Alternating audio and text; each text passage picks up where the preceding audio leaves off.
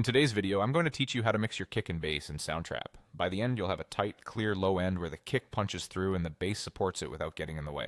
First, start with clean sounds.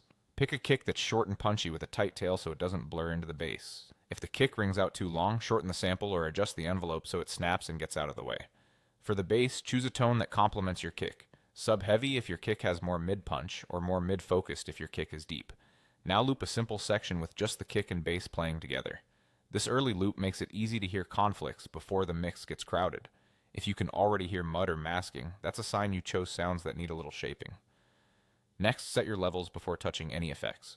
In Soundtrap, bring up the kick fader until it feels solid and consistent, then raise the bass until it supports the kick without overpowering it. The kick usually sits slightly louder because it defines the groove. Solo the two tracks together and adjust until both are clearly audible.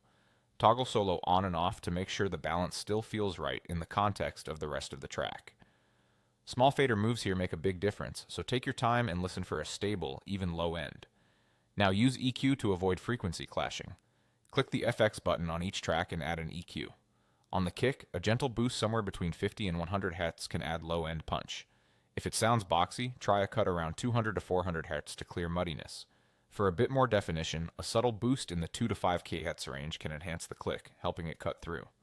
On the bass, focus the sub by boosting around 40 to 80 Hz. Then use the sidechain EQ trick. Wherever you boosted the kick and the lows, make a small cut in the bass at that same frequency so they don't fight. If the bass disappears in the mix, a light lift around 200 to 400 Hz can add presence without stepping on the kick. Keep EQ moves modest, compare before and after often, and aim for this balance. The kick owns the punch, and the bass owns the sub.